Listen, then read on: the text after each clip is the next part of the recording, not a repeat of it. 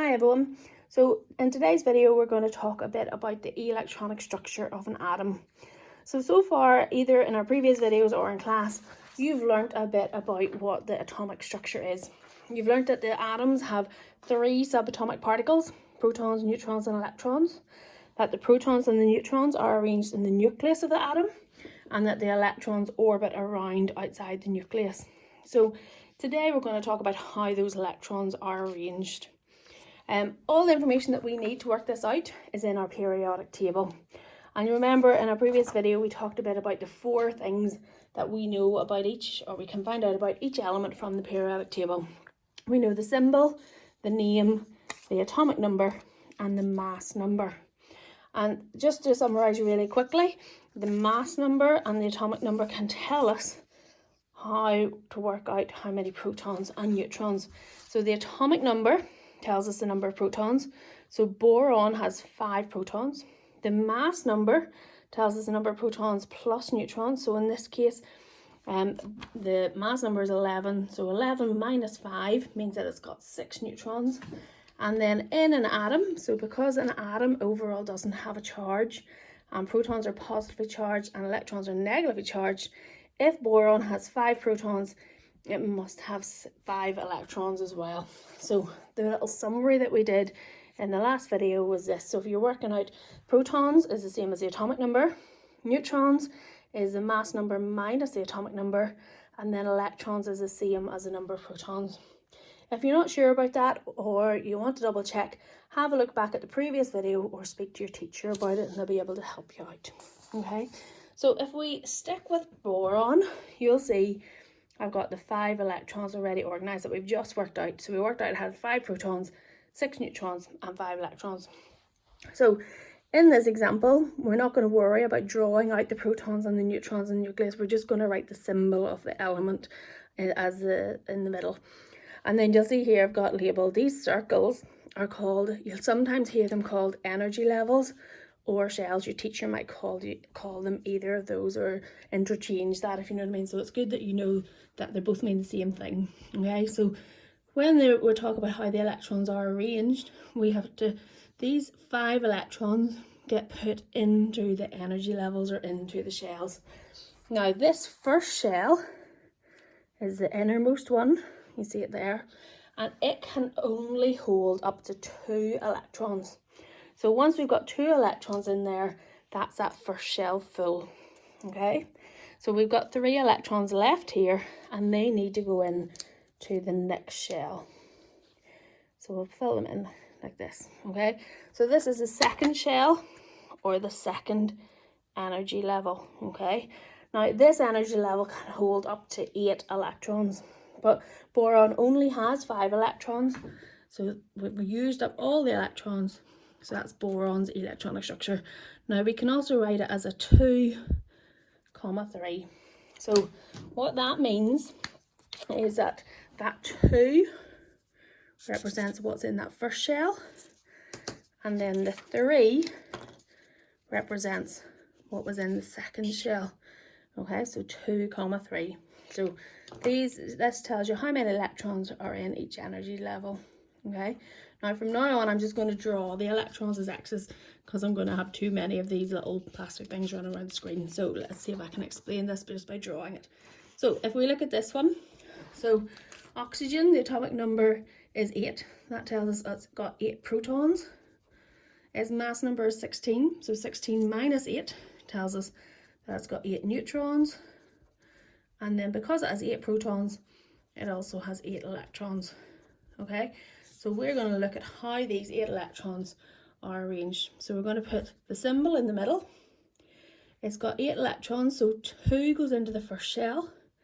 That leaves us with 6. So we go 1, 2, 3, 4, 5, 6. So you'll see there that I started going round, so top, middle, top, bottom, left. So go around one of each 4 points, 1 each, and then we start to double up. So remember, the second shell can hold up to 8. So let's count and make sure we've got 8. We've got 1, 2, 3, 4, 5, 6, 7, 8 electrons, and our electronic structure is 2, 6. And that means that there's 2 electrons in the first shell and 6 electrons in the second shell. Okay, hopefully you're getting the hang of this. Let's see how we get on with this next one. So phosphorus has 15 protons. 31 minus 15 is 16 neutrons and 15 electrons. Now, if you want to pause the video and have a go at doing the electronic structure yourself, now you can. If not, then I'm going to talk through these 15 electrons. So the first shell can hold 2. So 1, 2, 3, 4, 5, 6, 7, 8, 9, 10. This helps you if you draw it like this within groups of 4 and 2, or in 4 different groups of 2. It helps you know when that shell's full, because remember we said it can hold up to 8. So now that's that second shell full, and we now need to move into this, which is the third shell. Okay, now this third shell, you need to know up to the first 20 elements, so this third shell can also hold 8. Okay, so we said we got 1, 2, 3, 4, 5, 6, 7, 8, 9, 10, and we've got up to go to 15, 11, 12, 13, 14, 15. Okay, so our electronic structure then, if we're writing it out, so we can draw it in diagram or we can write it. So remember, our first shell has 2 in it, our second shell has 8 in it, and then our third shell has 5. So we said that the phosphorus's electronic structure is 2, 8, 5. Okay, I'm going to do one more with you. So here's the next one we're going to do, which is potassium. So it's got 19 protons. It's got 39 minus 19, which is 20 neutrons. And then it's got 19 electrons. Okay, so again, if you want to pause it and have a go yourself and then see how you do. So we've got 19 electrons to put in here. So 1, 2, 3, 4, 5, 6, 7, 8, 9, 10, 11, 12, 13, 14, 15, 16, 17, 18. And remember I said that for the first 20 elements, that third shell holds up to 8. It can hold 8.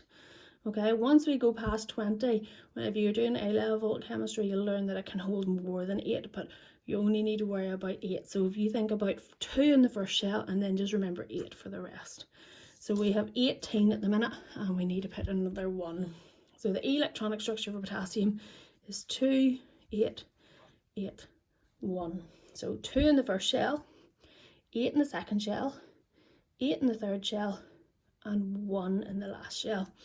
Now, just before I get you to do the ones in your booklet, what I should say to you is sometimes you might see the electrons drawn as circles rather than X's. Doesn't make any difference, it means exactly the same thing. Okay, so normally you'll see them as X's, but if you see them in a book as circles, or you see them on a video somewhere else as circles, it means exactly the same thing. The same rules apply. So the rules, put 2 in the first shell, and then just remember 8 in the rest. Okay, so you have got some in your booklet for elements up to 1 to 20 that I want you to try and do. So that's the end of this video, unless you want to give yourself a challenge. So there's a wee step further, and the question I have for you is, did you spot the pattern? Okay, so did you spot it? So to do this, or to help you with this, you will need your periodic table in front of you. So pause the video and get your periodic table if you haven't already got it. Okay, now for each of our examples, I'm going to ask you 2 questions. I'm going to ask you what period the element's in and what group the element's in. So boron, what group is it in and what period is it in? Okay, so you should have found that it was in group 3 and it was in period 2. So the group number is the same as the number of electrons in the outer shell. So number of electrons in the outer shell, same as the group number, and the period number is the same as the number of shells. Did you spot that when we were going through these? Now let's see if it is a pattern or not, because if it is a pattern, it'll be the same for all of our examples. So, oxygen, look at your periodic table. What group is it in? You should find that it's in group 6. It should be in period 2. Let's see if it works for our other ones. So for phosphorus, have a look at your periodic table. Is phosphorus in group 5? So the number of electrons in the outer shell. So 5 electrons inside a shell. And 1, 2, 3 periods. Is it in period 3? And then our last example that we did is potassium.